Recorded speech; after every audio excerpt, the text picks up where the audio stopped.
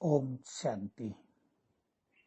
आज संडे है और हम सभी पुनः गहन चिंतन में चलकर बहुत अच्छी तपस्या करेंगे। योग बल संसार का सबसे बड़ा बल है। इससे ही आत्मा पावन बनती है और इससे ही राज्य स्थापित होता है। ये भारत स्वर्ग बनता है।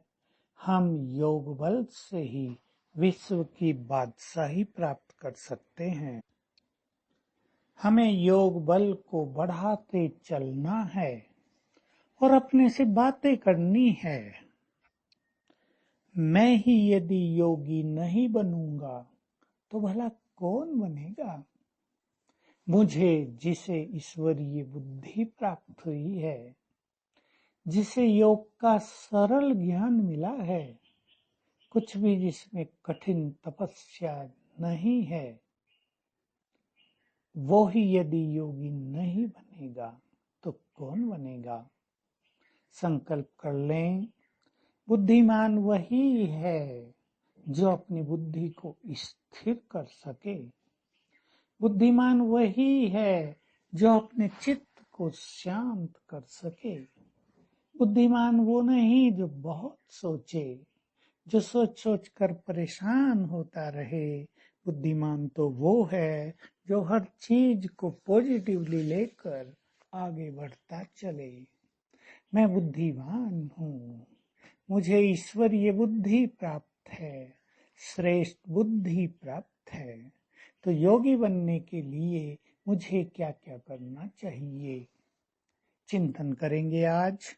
योग में परम सुख है, अतीन्द्रिय सुख है, परम आनंद है, प्रभु मिलन है, वरदानों की प्राप्ति है, शक्तियां मिलती हैं, पवित्रता का बल बढ़ जाता है।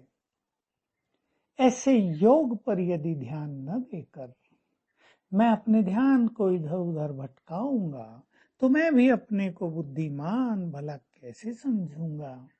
सारा संसार तो भटक रहा है, मैं क्यों भटकूं। हमने भी भगवान को कहा था, जब तुम आओगे हम तुम्हें ही याद करेंगे, तुम्हारे सिवाय बुद्धि को कहीं नहीं भटकाएंगे।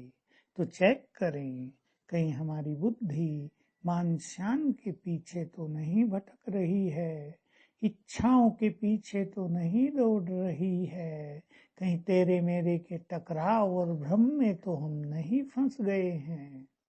जो ऐसे करते हैं वे योगी कदापि नहीं बन सकते।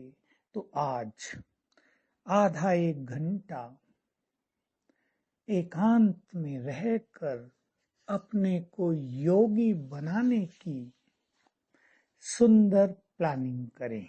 योग का चार्ट अच्छी आत्माओं का 4 घंटे से ज्यादा अवश्य होना चाहिए, क्योंकि तब ही हम माया को जीत सकते हैं और तब ही हम इस ईश्वरीय मार्ग पर निरंतर आगे बढ़ने का अभ्यास कर सकते हैं, अनुभव कर सकते हैं।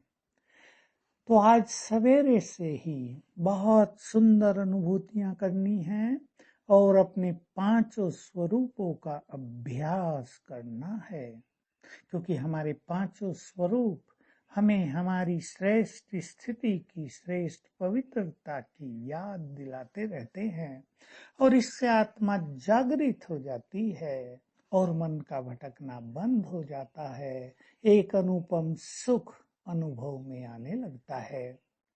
फिर हम अभ्यास करेंगे कि बाबा ज्ञान सूर्य परमधाम से नीचे आकर मेरे सिर के ऊपर छत्र छाया बन गए। थोड़ा सा सिर के ऊपर, थोड़ा दूरी पर देखेंगे उन्हें, बहुत अच्छी एकाग्रता हो जाएगी और ये भी अपने को स्मृति दिलाएंगे, मैं पूर्वज हूँ, विश्व कल्याणकारी बाप समान, मुझे सबकी पालना करनी है। इसलिए सभी दिशाओं में दृष्टि देकर वाइब्रेशंस भी भेजेंगे। ये वाइब्रेशंस बहुत ही सुंदर चीज है।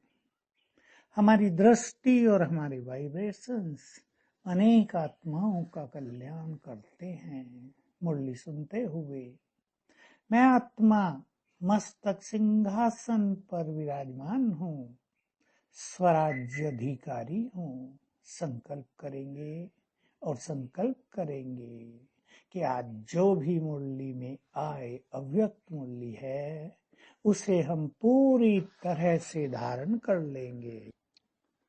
हम अपनी बुद्धि को जितना रिफाइन रखते हैं उतना ही ज्ञान रतन धारण हो जाते हैं। तो स्वराज्य अधिकारी की सीट पर बैठकर मुरली सुनेंगे। मुरली सुनते कम से कम 10 बार इसे स्मृति में लाएंगे और फिर दोपहर तक आत्मिक दृष्टि और मैं आत्मा बहुत तेजस्वी मास्टर ज्ञान सूर्य मस्तक सिंहासन पर हूँ, ये अभ्यास करते रहेंगे 8 से 1-2 बजे तक, कम से कम 50 बार शाम के समय। संसार को पवित्रता और शांति के वाइब्रेशंस देंगे, क्योंकि यही सबसे बड़ी सेवा है। मैं पवित्रता का फरिश्ता हूँ। इस स्वरूप में स्थित होकर बाबा से पवित्र किरणें मुझे आ रही हैं और मुझसे चारों ओर फैल रही हैं। ऐसा बहुत अच्छा अभ्यास करते रहेंगे। ये सकाश प्रकृति को जाती है, अनेक दुखी आत्माओं को शांति प्रदान करती है।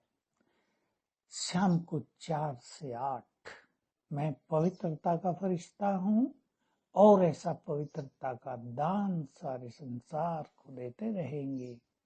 और रात को सोने से पहले एक अव्यक्त मुरली पढ़कर बाबा के नाम एक छोटा सा पत्र लिखकर उसकी शुक्रिया करते हुए उसकी गोद में विश्रामी होंगे।